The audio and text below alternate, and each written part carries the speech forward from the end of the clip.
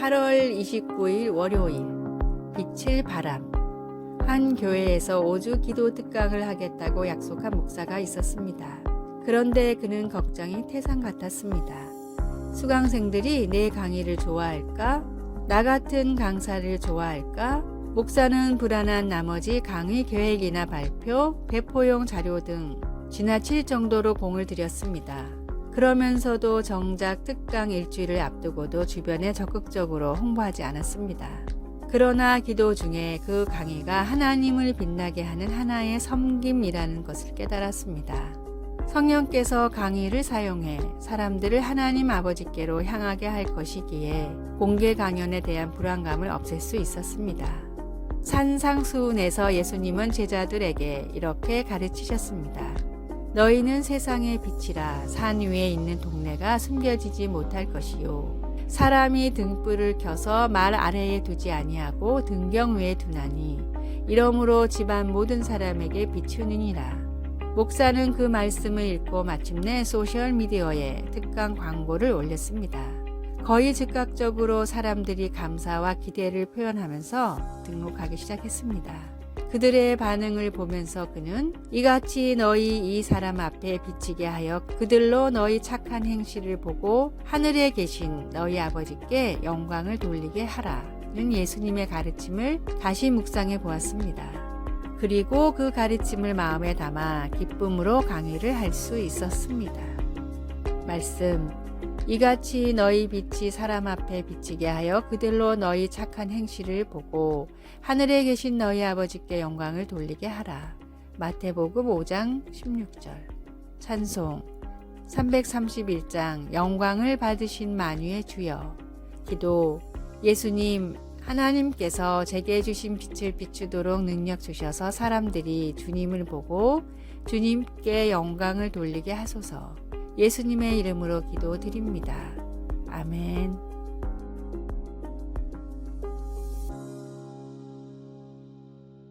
(8월 30일) 화요일. 흙 속에 둔 머리. 서아프리카의 부족 마찌족은 내 머리를 땅속에 심습니다 라는 독특한 표현으로 감사를 표현합니다.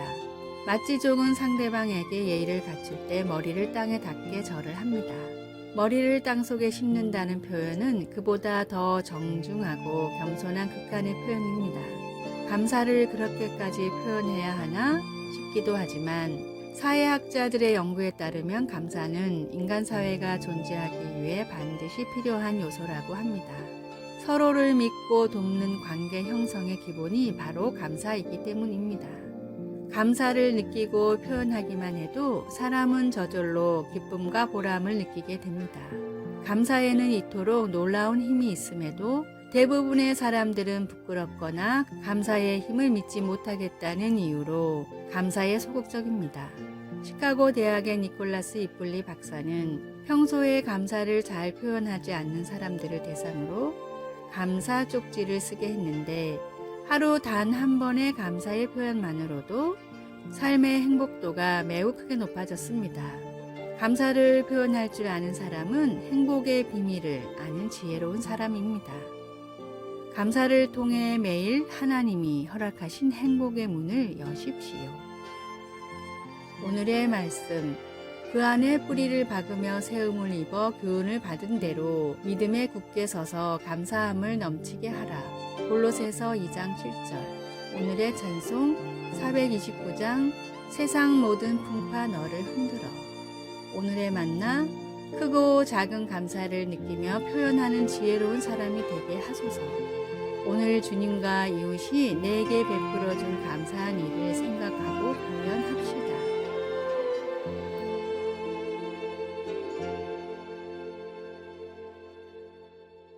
8월 31일 수요일.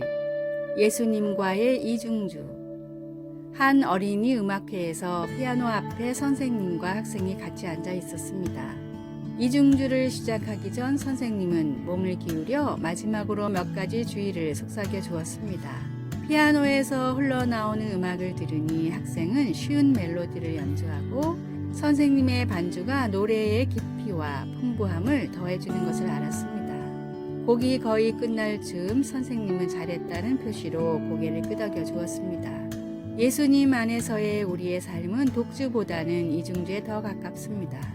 그러나 나는 예수님이 바로 내 옆에 앉아 계신다는 것과 내가 연주할 수 있는 것도 오직 주님의 능력과 인도하심 때문이라는 것을 잊을 때가 많습니다.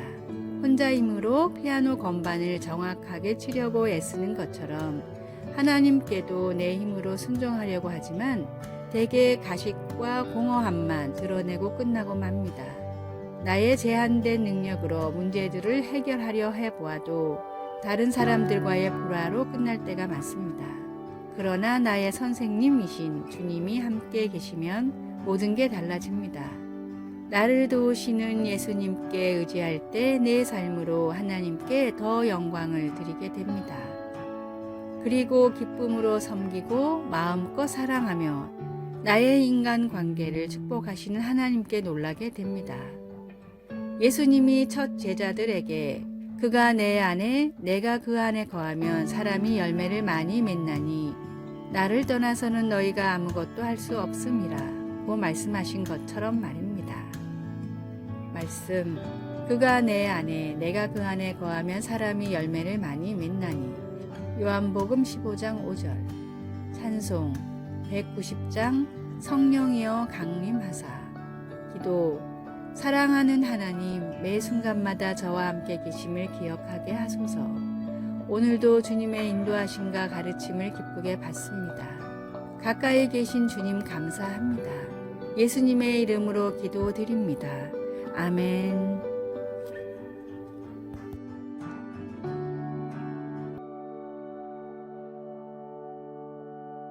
9월 1일 목요일 오렌지를 따는 일. 미국 캘리포니아주 남동쪽의 리버사이드 카운티라는 작은 도시의 중심에는 시청과 큰 공원이 있는데 그 공원에는 도시에서 가장 존경하는 세 사람의 동상이 있습니다. 첫 번째 동상은 흑인들의 인권을 위해 평생을 바쳤던 마틴 루터킹 목사님의 동상과 나에게는 꿈이 있습니다 라는 글귀가 적혀 있습니다. 두 번째 동상은 인도 독립의 영웅 간디입니다.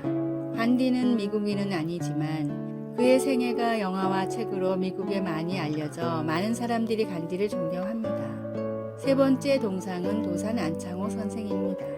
마틴 루터킹과 간디와는 달리 안창호 선생이 한 일은 그저 리버사이드 카운티의 오렌지 농장에서 일을 한 것뿐입니다. 그는 오렌지 농장에서 오렌지를 딸 때 가위질을 함부로 하여 다른 오렌지에 상처를 입혀 썩지 않게 하도록 늘 강조하고 그것이 농장에서 계속 일하며 돈을 벌어 독립운동 자금을 댈 수 있기에 정성스럽게 일을 하는 것이 곧 애국의 길이라 하였습니다. 처음에는 도산을 이해하지 못했던 한인 교포들이었지만 꾸준히 일을 마다하지 않고 솔선수범하는 도산에게 차츰 마음의 문을 열기 시작했습니다. 안창호 선생이 오고 리버사이드 카운티의 모든 한국인들의 말과 행동이 바뀌었기에 그 지도력을 인정해 지역의 유지인 오렌지 농장의 주인이 적극 추천하여 안창호 선생의 동상을 세우게 되었던 것입니다. 안창호 선생이 희망으로 사람들을 세웠듯이 목수의 아들로 가장 낮은 곳에 임하셨던 예수님도 세상의 소망이 되셨습니다. 귀한 보혈로 나에게 심겨진 예수님의 희망으로 새롭게 변화하고 또 변화하십시오. 오늘의 말씀. 너희는 세상의 소금이니 소금이 만일 그 맛을 잃으면 무엇으로 짜게 하리요. 후에는 아무 쓸데없어 다만 밖에 버려져 사람에게 밟힐 뿐이니라. 마태복음 5장 13절. 오늘의 찬송 546장 주님 약속하신 말씀 위에서. 오늘의 만나 세파에 빠져 흘러가지 않고 말씀 위에 서는 믿음을 가지고 세상을 비추고 희망을 주는 참된 그리스도인이 됩시다.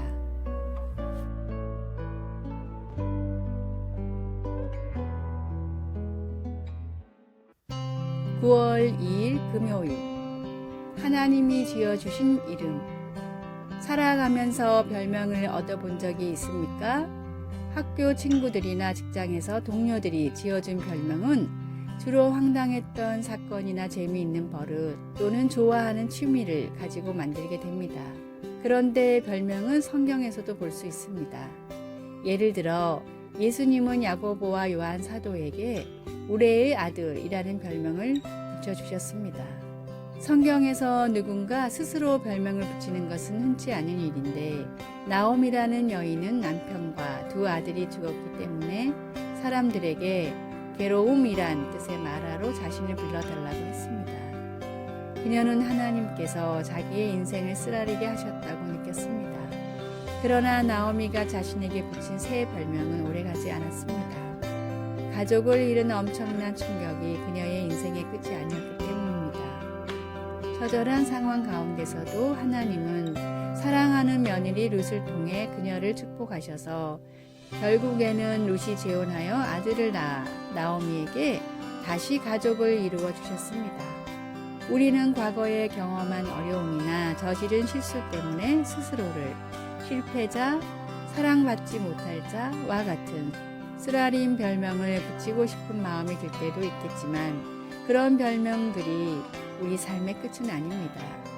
우리는 그런 꼬리표들을 하나님께서 우리 각자에게 붙여주신 사랑한 자라는 이름으로 바꾸고 아무리 힘들 때라도 하나님의 공급하시는 손길을 찾아야 합니다.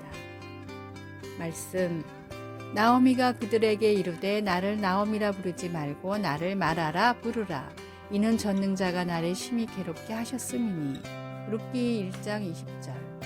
찬송 366장 어두운 내 눈 밝히사. 기도 하나님, 제 삶의 환경이나 경험에 의해 제가 정해지는 것이 아님을 감사합니다. 저를 하나님의 자녀라고 불러주시니 감사합니다. 예수님의 이름으로 기도드립니다. 아멘. 아래의 빨간색 글자 구독을 누르시어 더 많은 전도의 열매를 맺으시기를 기도합니다.